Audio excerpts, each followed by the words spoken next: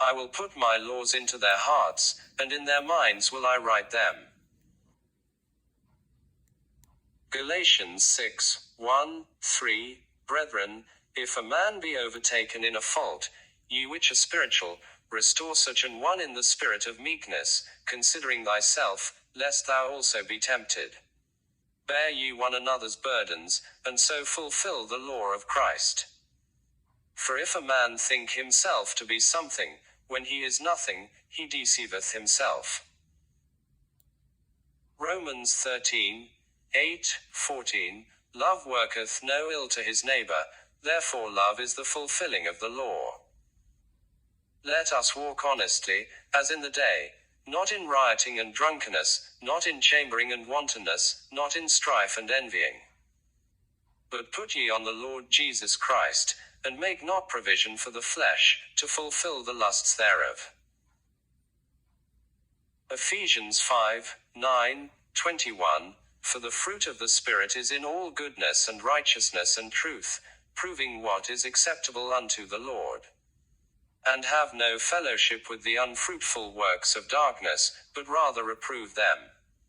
For it is a shame even to speak of those things which are done of them in secret.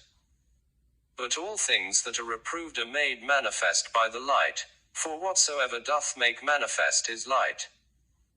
Wherefore he saith, Awake thou that sleepest, and arise from the dead, and Christ shall give thee light. See then that ye walk circumspectly, not as fools, but as wise, redeeming the time, because the days are evil. Submitting yourselves one to another in the fear of God.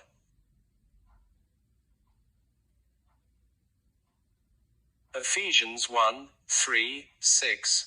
Blessed be the God and Father of our Lord Jesus Christ, who hath blessed us with all spiritual blessings in heavenly places in Christ, according as he hath chosen us in him before the foundation of the world, that we should be holy and without blame before him in love, having predestinated us unto the adoption of children by Jesus Christ to himself, according to the good pleasure of his will.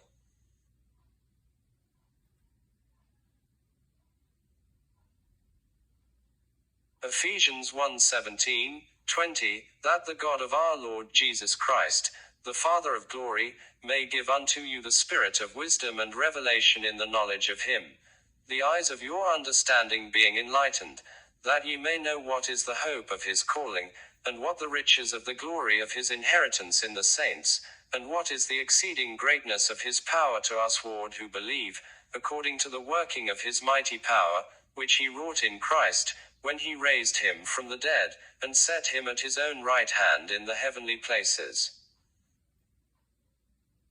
Romans 10:9-11. That if thou shalt confess with thy mouth the Lord Jesus, and shalt believe in thine heart that God hath raised him from the dead, thou shalt be saved. For with the heart man believeth unto righteousness, and with the mouth confession is made unto salvation. For the scripture saith, Whosoever believeth on him shall not be ashamed. For whosoever shall call upon the name of the Lord shall be saved.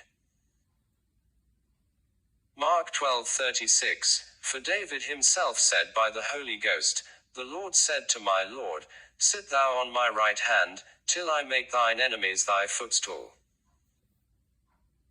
Hebrews 1:13. But to which of the angels said he at any time, Sit on my right hand, until I make thine enemies thy footstool?